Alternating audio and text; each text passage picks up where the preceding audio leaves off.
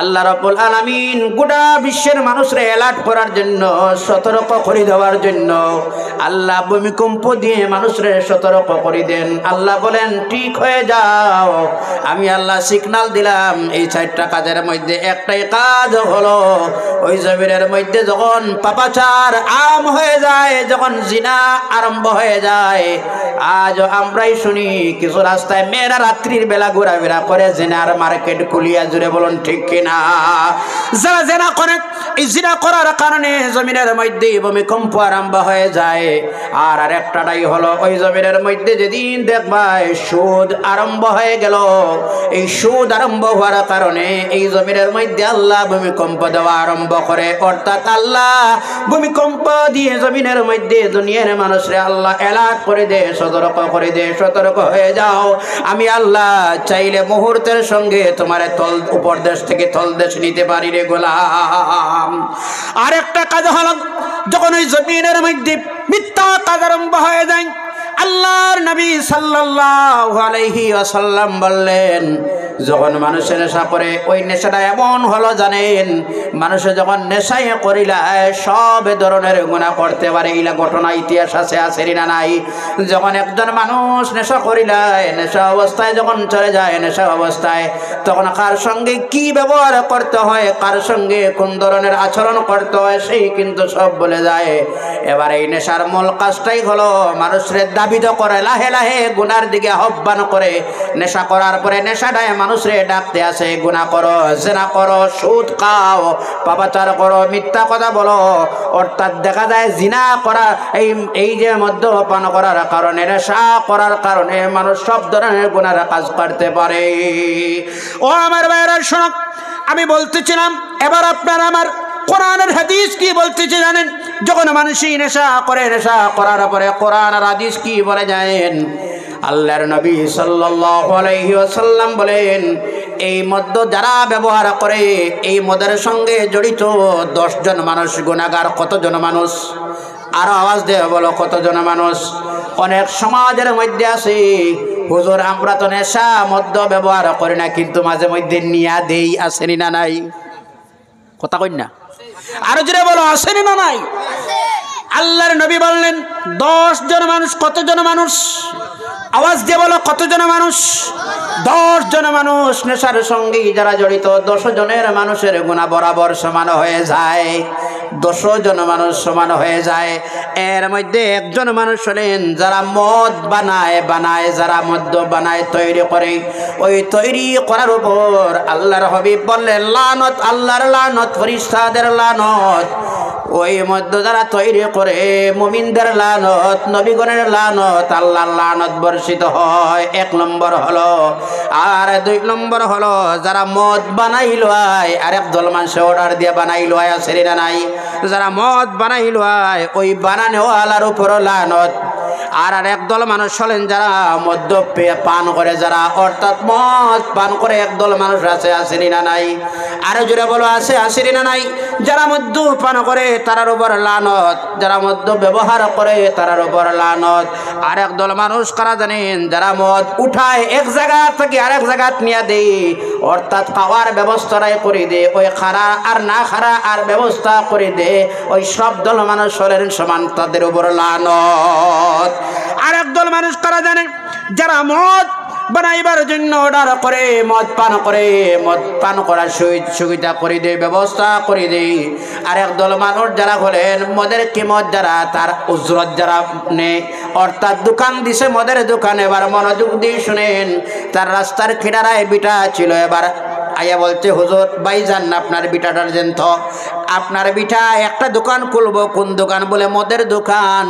আপনি যে মদের জন্য ব্যবস্থাটা করে দিলেন, আপনি তো সমান, আপনি তুই সমান, তার ব্যবস্থাটা করে দিলেন। আর জানবেন যুব সমাজ, আমি আজ 2টা হাত জোর করে বলবো, শরীরের মধ্যে যদি খারাপ কোনো রোগ হয় ডাক্তারের কাছে গেলে ওই রোগটা কাটিয়ে ফেলায়, যেহেতু এর কারণে যেন আশপাশের জায়গা দূষিত না হয়। আর সমাজের মধ্যে যারা যুব সমাজ আছে ওই সব সমাজের চিহ্নিত করা, এটা হচ্ছে ইমানি দায়িত্ব। না হয় তার কারণে গোটা সমাজটা দূষিত হবে, গোটা সমাজের আশপাশ আমার আরো নেক্সট জেনারেশন যারা আছে এরাই বরবাদ হয়ে যাবে। যেটা বলুন ঠিক কিনা? আরো যেটা বলুন ঠিক কিনা? আমার ভাইয়েরা শুনুন, 1 নম্বর হলো যখন মদ ব্যবহার করে মদের কারণে কি নকশানিয়ত হয়ে জানেন? একটাই নকশানিয়ত হলো যারা মদ ব্যবহার করে দেখবা তারার মাল এবার মালটা নষ্ট করে, সম্পদ নষ্ট করে, সারাদিন ঠেলা চালায়, আর বিকালে বেলা ঘরে চাউল রুটি চাউল আনার মতো আর টাকাই থাকে না, যা রুজি করে বিকালে বেলা মদ্যপান করে শেষ করে আসে না নাই। অর্থাৎ মদ্য ব্যবহার করার কারণে তার অর্থনৈতিক দিক দিয়ে দুর্বল হওয়ার, অর্থাৎ সম্পদ নষ্ট হওয়ার এমন আছে না নাই। বাইরে 2টা হাত জোর করে আমি বলবো, ওই জীবন তোমার এমন সাধারণ জীবন নয়। তুমি কি জানো তোমার জীবনের কতটুকু সম্মান ইজ্জত আছে? একটা বার ভাবনা কসলায় আল্লাহর নবী সাল্লাল্লাহু আলাইহি ওয়াসাল্লাম বলেন, একজন যুবক যদি একটা সিজদা উনিবের কুদরতের কদমে দিলায়, আল্লাহর নবী বললেন একটা সিজদার বিনিময়ে আল্লাহর আরশের মধ্যে কম্পন জারি হয়ে যায়। আল্লাহু আকবার বলেন না? আরো জোরে বলেন আল্লাহু আকবার। তুমি সাধারণ যুবক নয়, তোমার ইজ্জত আছে, তোমার সম্মান আছে। আজ তোমার জীবনটা তুমি কুকুরের মতো নষ্ট করতেছ, ভালোভাবে জানবেন।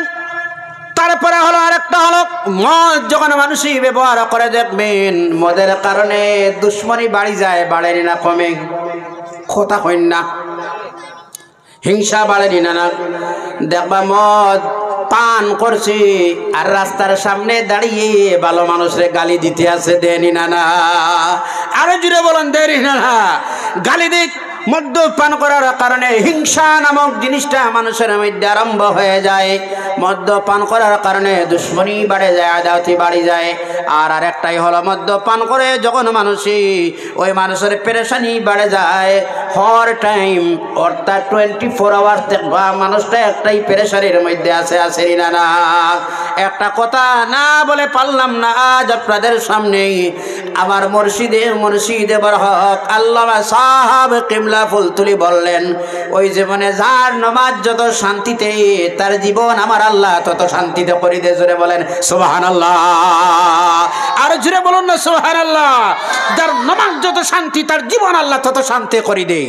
নামাজের মুসল্লায় দাঁড়িয়ে আপনি মনিবের কুদরতের কদমে শান্তিতে শহীদা দিবেন, আল্লাহ জীবনটার শান্তির জীবনে পরিণত করে দিবে। জোরে বলুন সুবহানাল্লাহ। আমার ভাইরা শুনো, এই যে পেরেশানি বাড়ে। আর 2 নম্বর হল আরেকটাই হলো প্রত্যেকটা গুনার আল্লাহর হাবিব যেমন বললেন আল কিযবু উম্মুজ যুনুব, তেমন আল্লাহর হাবিব বললেন নেশাও প্রত্যেকটা গুনার মা। অর্থাৎ মানুষ যখন নেশা করে ওই নেশার কারণে মানুষরে গুনার দিকে নেশায় আহ্বান করতে তাকে, আসো গুনার দিকে, আসো গুনার দিকে বারবার ডাকে। আরেকটা কারণ হলো শোনেন, যখন যখন নেশা ব্যবহার করে, মদ্য ব্যবহার করে, 2 দল 3 দল 4 শ্রেণীর মানুষ রয়েছেন যাদের চেহারাও সুন্দর আছে কিন্তু চেহারায় কোনো নূর নাই। এর মধ্যে 1 শ্রেণীর মানুষ যারা মদ্যপান করে দেখবে তাদের চেহারায় কোনো নূর নাই, তাদের চেহারায় কোনো আলো নাই, নূর চলে গেছে। যারা সুদের ব্যবসায়ী চালায়, এই সুদের ব্যবসায়ী যারা করে দেখবেন সুদের ব্যবসার কারণে চেহারায় নূর চলে গেছে, আসেনি না? সুদ করে মানুষ যখন মারা যায়, আজ আমি বলব সুদের সবচেয়ে নিম্ন স্তরের গুনাহ হলো, উপরের গুনাহ তো বলার বিষয় নয়। সুদের নিচের সবচেয়ে ছোট যে গুনাহ সুদের গুনাহ হলো, আল্লাহর হাবিব বললেন সুদের সবচেয়ে নিচের গুনাহটাই হলো মায়ের সঙ্গে সহবাস করা। জোরে বলুন নাউজুবিল্লাহ।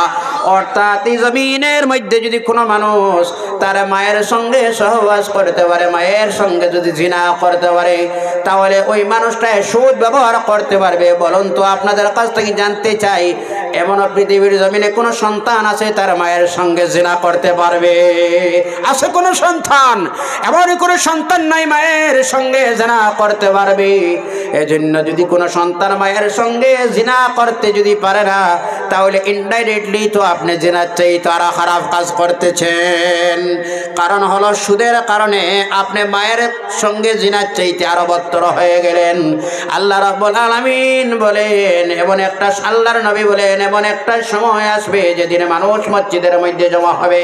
ইয়াজতামিউনা সায়াতি আলান নাসে জামান ইয়াজতামিউনা ফিল মাসাজিদি ওয়া লাইসা ফীহিম মুমিনুন। আমার মদিনাওয়ালা বললেন, এমন একটা দিন মানুষের সামনে আসবে যেদিন মানুষ হাউসফুল হয়ে যাবে, মসজিদ বড় হয়ে যাবে, মাথায় টুপি থাকবে, হাতে তাসবিহ থাকবে, গায়ে জুব্বা দিয়ে মানুষ মসজিদে ঢুকবে। আল্লাহর হাবিব বলেন, লাইসা ফীহিম মুমিনুন, এখানে একজন মানুষ ইমানদার নয়, সবার ইমান চলে গেছে। এমন সবাই আছে সুদ খায় আর মসজিদের আগের সবে গিয়া দাঁড়ায় আসেনি না নাই? সমাজের মধ্যে ঘুষ খায় আসেনি না নাই? কথা বলার আছে কিনা? হ্যাঁ বা না বললে তো ভয় নাই। যদি অসুবিধা হয় তাহলে আমার হবে, আমি তো চলে যাবো এখান থেকে, আমার কোনো ভয় নাই। এবারও কিছু সমাজের মধ্যে মুরব্বীও আছে, ঘুষের মাধ্যমে সমাজের বিচার সমাধান করে। হুজুর আসেনি না নাই? আরো জোরে বলো, আসেনি না নাই? এই সমাজে কিছু মুরব্বী আছে, খালকে যাওয়া ঠিক আছে তো হাত দিয়ে দেখাইবো, এমনি ঠিক আছে তো কালকের 10টায় 3বার যদি হাত এইভাবে করে বুঝবেন তিফাসা। আরো জোরে বলেন কত? 1500 টাকা। এমন সমাজে আসেনি না নাই? এমন মানুষ সমাজে আছে, তার কাছে গিয়ে যদি জিজ্ঞাসা করো কেন, বলে আপনারা যেমন ওয়াজ করিয়া টাকা নেন, আমরাও তেমন সমাধান করি, টাকা নেই। বলুন নাউজুবিল্লাহ। ও আমার বাবা, ও আমার ভাই, শুনুন, নূরের এক আল্লাহ রাব্বুল আলামিনের হাবিব সাল্লাল্লাহু আলাইহি ওয়াসাল্লাম বললেন, ওই সমাজের মধ্যে যারা অশৃঙ্খলার সমাধান করে দেয়, এই সমাজের মধ্যে যদি কোনো বিভ্রান্তি আরম্ভ হয়ে যায়, সমাজটার মধ্যে সমাধান করে দেয়, আল্লাহ রাব্বুল আলামিন বলেন, এই মুরব্বির ফজিলত কতটুকু জানেন? একজন মানুষ যখন আপনার কাছে কোনো নালিশ দিবে, কোনো শিকায়ত করবে, আপনি যাচাই করতেন, যাচাই করতে করতে করতে করতেই যদি আপনার এটা ভুল হয়ে যায়, আল্লাহর নবী বললেন, তাও আপনার জন্য একটা উজরত আছে। জুড়ে বলেন না সুবহানাল্লাহ। আর এমনি অবস্থায় আপনার অজান্তেই যদি ভুল রায়টাও হয়ে যায়, ভুল রায়টাই হয়ে যায় একটা উজরত, আর যদি শুদ্ধ রায় হয়ে যায় ফালাহু উজরাতান, আল্লাহর নবী বললেন তার জন্য 2টা উজরত আছে। জুড়ে বলেন সুবহানাল্লাহ।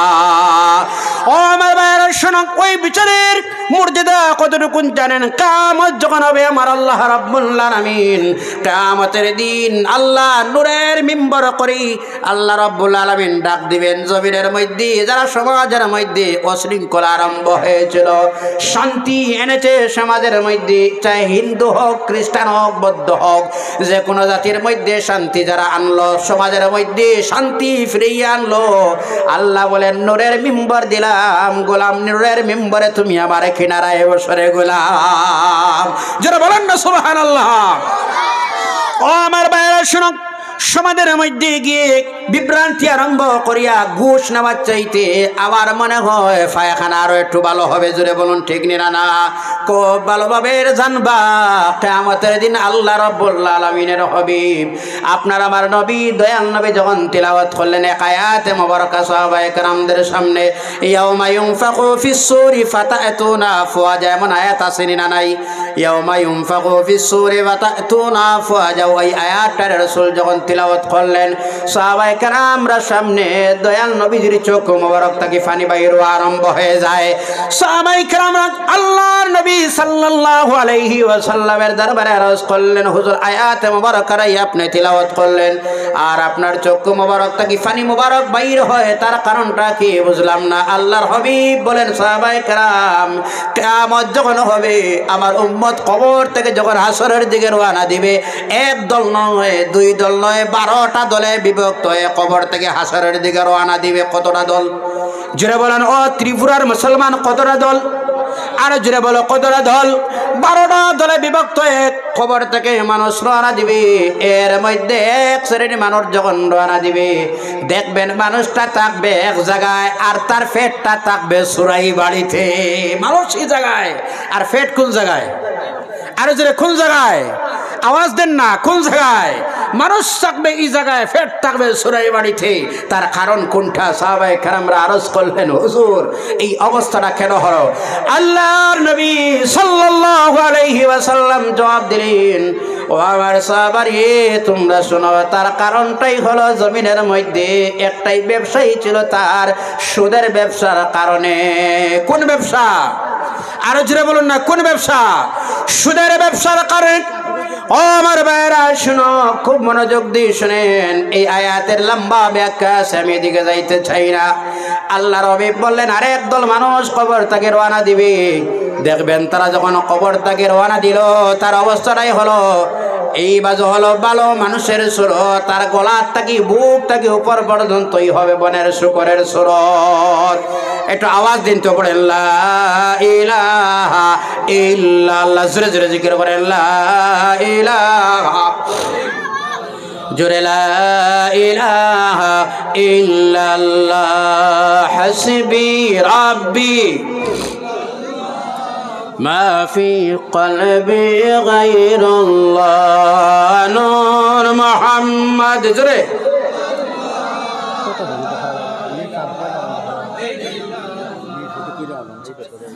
حسبي ربي جل الله ما في قلبي غير الله نور محمد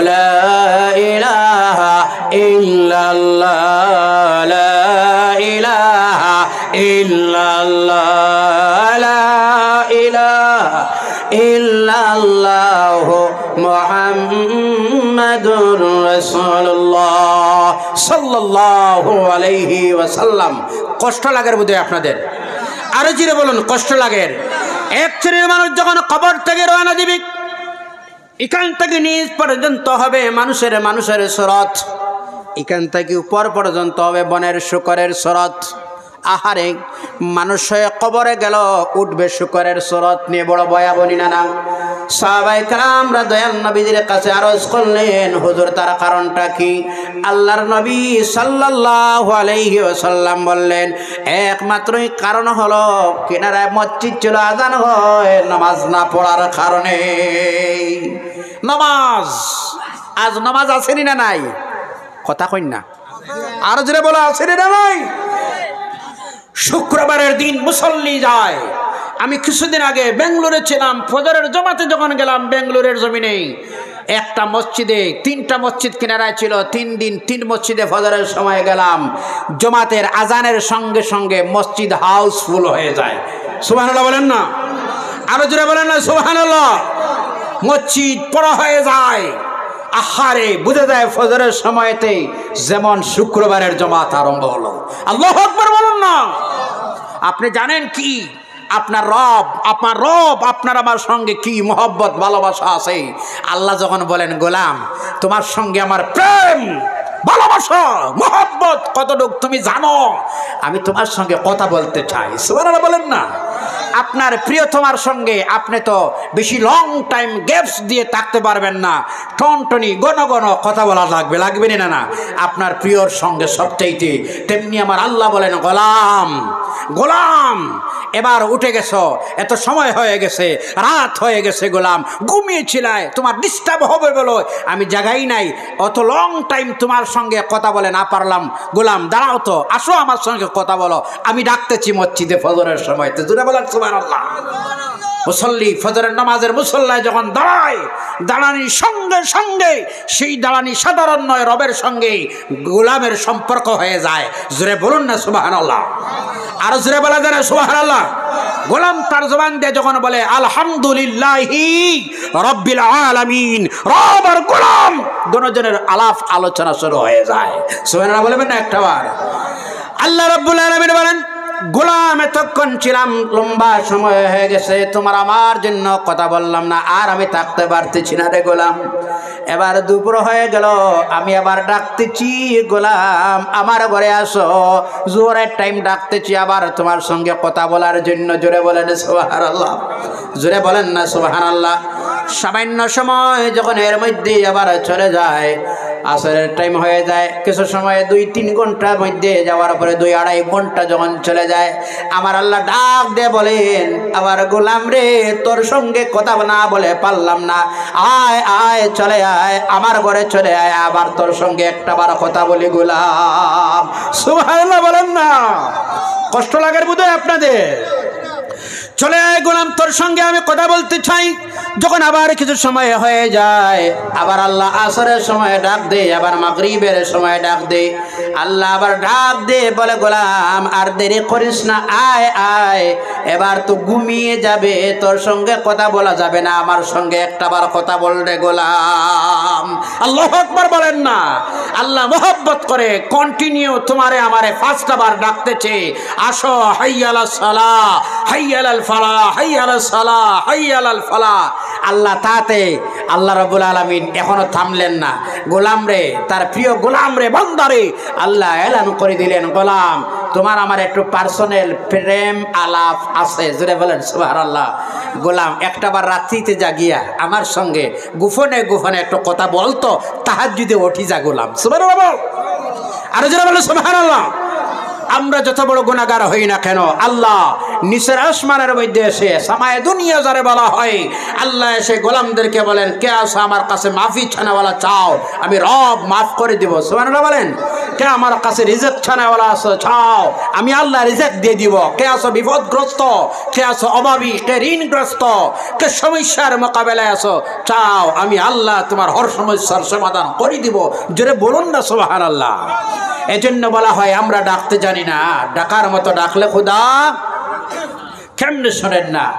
আমার ভাইয়েরা শুনুন, আমি বলতেছিলাম আপনাদের সামনে, এই যে অবস্থাটাই হলো, সুদের ব্যবসা আরম্ভ হলো আর ঘুষের ব্যবসা আরম্ভ হলো, এই সমাজটার মধ্যে এমন ধরনের ভয়াবহ জিনিস আসলো, এর মধ্যে যেগুলা জিনিস নকশানিয়তের মধ্যে আসলো, এর মধ্যে আর একটা জিনিস হলো, ওই যে বন্দা, যে মানুষটায় নেশা করে, যে মানুষটায় সুদ খায়, আল্লাহ রাব্বুল আলামিন তার জন্য দোয়ার দরজা বন্ধ করে দে। অর্থাৎ নিজেই দোয়া করলে তার দোয়া তো কবুল হয় না, আর তার জন্য আলিমরাও দোয়া করলে তার শানো দোয়া কবুল হয় না। উলামায়ে কেরামরা কোরআন আল কারীম খতম করে দোয়া করতেছেন, আল্লাহ তার বেমারটারে কমিয়ে দাও।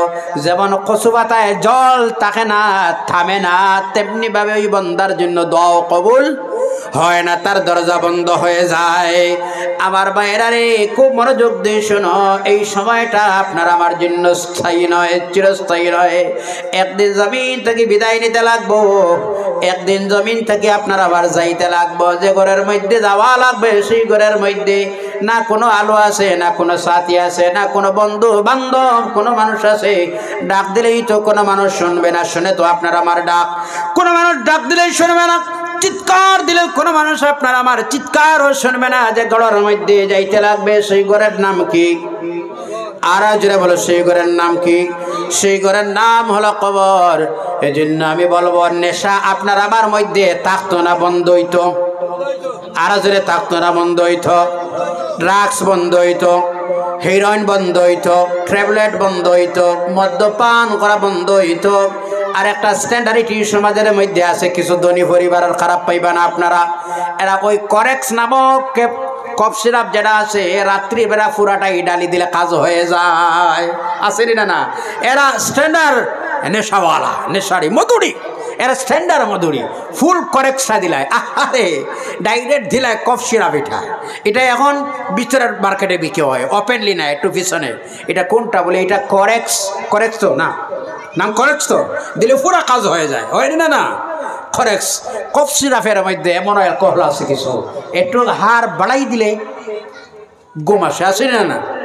কথা বলেন তো, আসেনি না? আমি অনুরোধ করবো যুব বন্ধুরা, আল্লাহকে আওয়াজ থাকে, নেশা জাতীয় দ্রব্য থেকে যেন আমরা আমাদের সমাজটারে যেন রক্ষা করি, এই জীবনের মূল্য তুলে ধরি, এই সমাজটার, এই জানটার, এই শরীরটা আল্লাহর কাছে ইজ্জতওয়ালা আছে, সম্মানী বানাই। মদিনাওয়ালার আদর্শে রাজি আছেন আপনারা? আরো জোরে বলেন, রাজি আছেন আপনারা? সুদ আসেনি আপনাদের অঞ্চলের মধ্যে? সুদ আসেনি? আপনারা রাগ করবেন না, আল্লাহকে ওয়াস্তে আমি তো সুদের নিচের গুনাহ বললাম। সুদের নিচের গুনাহ কোনটা আপনার কাছ থেকে শুনতে চাই। সুদের সবচেয়ে নিম্ন স্তরের গুনাহ কোনটা? আর যারা বলুন, কার সাথে জিনা করা। আচ্ছা, এমনও কোন সন্তান আছে তার মায়ের সঙ্গে জিনা করতে পারবে? জোরে বলুন না, পারবে? এমন কোন সন্তান আছে মায়ের সঙ্গে জিনা করতে পারবে? এমন কোন সন্তান নেই তার মায়ের সঙ্গে জিনা করতে পারবে বলে। এজন্য যেন সমাজটারে আমরা এইভাবে, যারা এই সমাজের মধ্যে একটা আইন করার প্রয়োজন ছিল, মসজিদ কমিটি সহ একটা আইন আনার প্রয়োজন ছিল। মহল্লার মধ্যে একটা, যে ঘরের মধ্যে সুদ আছে তার দাওয়াত, তার জিয়াফত, তার মরা, তার কোনো কিছুতেই আমরা যাব না। এমন যদি দুই একটা ঘটনা ঘটি যায় আমার মনে হয় আর থাকতো না। কথা কই না? কিন্তু একটা কথা আছে, মাইট ইজ রাইট। আসেনি? Might is right. যার জোর যার মুলুক তার। এটা নয় গোটা সমাজটার হোক ধ্বংস করতেছে এটাই। আর গরিবের উপর জুলুম আর অত্যাচার চলেন না? জোরে বলে চলেন না? হামকি থুমকি ধমকি দিতেছে, এই দেও সেই দেও না দেও। আমি অসংখ্য ধন্যবাদ জানাই আমাদের আসাম গভর্নমেন্টকে, সুদের উপরে যে খেদা দিয়েছিল। জোরে বলুন ঠিক কিনা? ধন্যবাদ জানাই, মারহাবা জানাই। সুদের জন্য যে একটা আইন এনেছিল, কিছু সুদুরি একটু ঠিক হয়েছে, ওই শ্রেণী না? কথা হই না? ওই শ্রেণী না? আর সুদের টাকা দিয়ে, আপনি সুদের ব্যবসা দিয়ে আপনার জীবন পরিচালিত করতেছ। আপনার খানদান গোষ্ঠী একদম লাস্ট যারা জেনারেশন পর্যন্ত স্বপ্ন বরবাদ করে দিচ্ছ সুদের বিনিময়ে। সুদ বড় ভয়াবহ, সুদ বড় খারাপ। এটার কারণে নিজের ধ্বংস, আওলাদ ধ্বংস, বিবি বাচ্চা ধ্বংস, সব ধ্বংস হয়ে যায় সুদের কারণে। আল্লাহকে ওয়াস্তে আপনি রাগ করবেন না, গুসা করবেন না বলে হুজুর আজকে সুদূরে কেউ থাকলে এখানে সুদূর আজকে আমার ধরছে।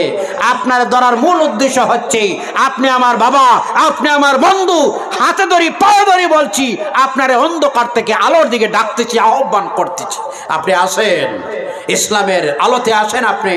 আপনারে বলতেছি, নারাকিও ভরসা এই সুন্দর ভবনে পালিয়া মারিল কত বহু লোকজনকে। আপনার কাছে আমি আকুল আবেদন করতেছি, আপনি যেন জীবন সংশোধন করে ইসলামের সুশীত ছায়ার নিচে আশ্রয় যেন নিয়ে যান। আরেক কথা বলতেছি, আমি বেশি লম্বা নয়, এর অংশতের মধ্যে আরো কিছু আলোচনা রয়েছে আমার। আর আমি বলতেছি, যারা যুব সমাজ, আজ সমাজের মধ্যে যে জিনার মার্কেট গরম হইতেছে, আজ কিছু মেয়েরা রাস্তায় চলতেছে, এর মূল কি কারণ জানেন? আর আজকে ধর্ষণের হারও বাড়তেছে সমাজের মধ্যে। আমি বলবো, চীন দেশের মধ্যে রিচার্জ করা হলো, কেন ধর্ষণ বাড়ে? এই ধর্ষণের মূল কারণ হচ্ছে মেয়েরা শর্ট লেবাস পরিধান করা। আওয়াজ দিয়ে বলুন ঠিক না বেঠিক? মেয়েরা শর্ট হালকা জামা পরিধান করে বলে তাদের আর শরীরটাই হচ্ছে আকর্ষণীয়। আর কিছু সংখ্যক বেকার, কিছু সংখ্যক জানোয়ার আছে, এরা কুদৃষ্টি পড়ে যায় তাদের উপর। জোরে বলুন নাউজুবিল্লাহি মিন যালিক। আল্লাহ যেন হেফাজত করে। জোরে বলুন আল্লাহুম্মা আমিন।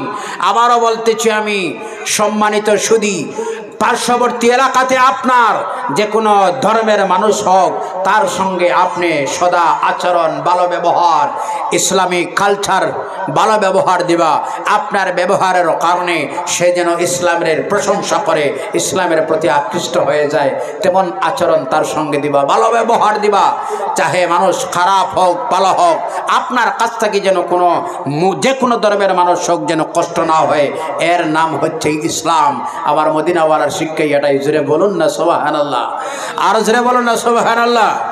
আমার মদিনাওয়ালা বললেন, তুমি তোমার পার্শ্ববর্তী এলাকার সঙ্গে, তোমার প্রতিবেশীর সঙ্গে তুমি ভালো আচরণ ব্যবহার করো। আমরা যেন আমাদের প্রতিবেশীর সঙ্গে ভালো ব্যবহার করতে পারি। আল্লাহ যেন তৌফিক দেয়। জোরে বলুন আল্লাহুম্মা আমিন। আর জোরে বলুন আল্লাহুম্মা আমিন। এবার আমি আপনাদের সামনে বলতে চাই এই জায়গাতে আমরা মজমা হয়েছি, এটা সাধারণ একটা জায়গা নয়, এটা হচ্ছে একটা মাদ্রাসা। একটা কোন জায়গা? এখানে মাদ্রাসা কমিটি আছে, আরো যারা বলেন মাদ্রাসা কমিটি আছে। কই কমিটি? সেক্রেটারি সাহেব, মাদ্রাসার সেক্রেটারি সাহেব, জি কথা বলেন না। সেক্রেটারি সাহেব, প্রেসিডেন্ট সাহেব, আলহামদুলিল্লাহ আলহামদুলিল্লাহ। প্রধান শিক্ষক আছেন, আমি আহ্বান করছি আসার জন্য। যদি কোনো অসুবিধায় না থাকেন আমি অনুরোধ করছি আসার জন্য। এখানে দিনী মাদারিস হওয়ার কারণে আপনারা কিছু গুসা বোধ রাগ নেই, আপনারা মাঝে মধ্যে সাদা দিতে লাগে, এই দেও সেই দেও লাগে, লাগেনি? এটা কিছু কষ্ট আছে, এমন কিছু কষ্ট আছে না? ধন্যবাদ জানাই এখানে যে উপযুক্ত আপনারা শিক্ষকরাও যে ব্যবস্থা আমার আল্লাহ করে দিলেন, তাতেও আপনারা বলুন না আলহামদুলিল্লাহ, আলহামদুলিল্লাহ বলুন না।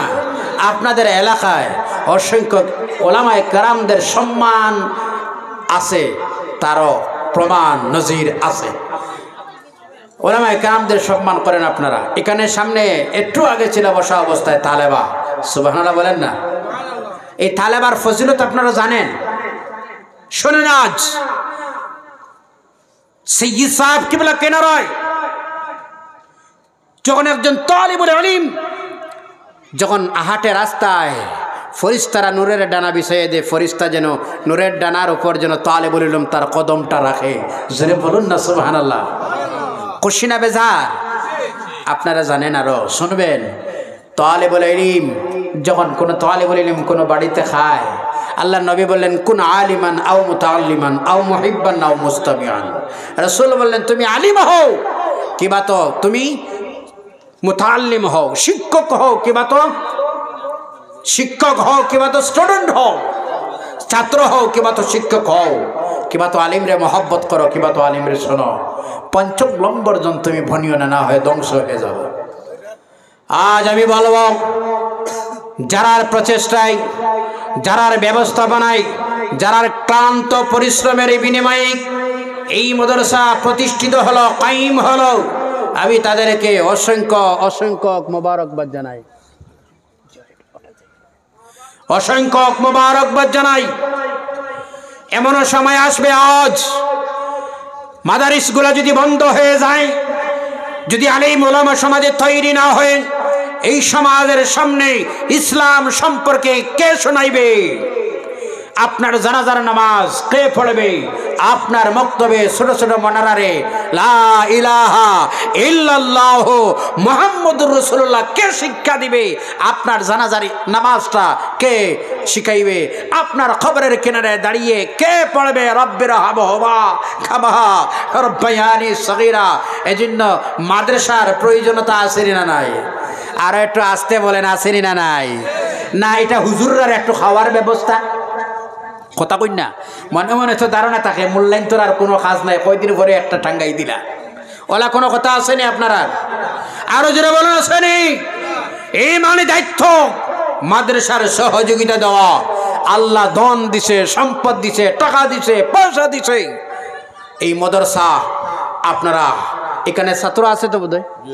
কতজন ছাত্র? প্রায় 25 প্লাস স্টুডেন্টস এখানে আছে।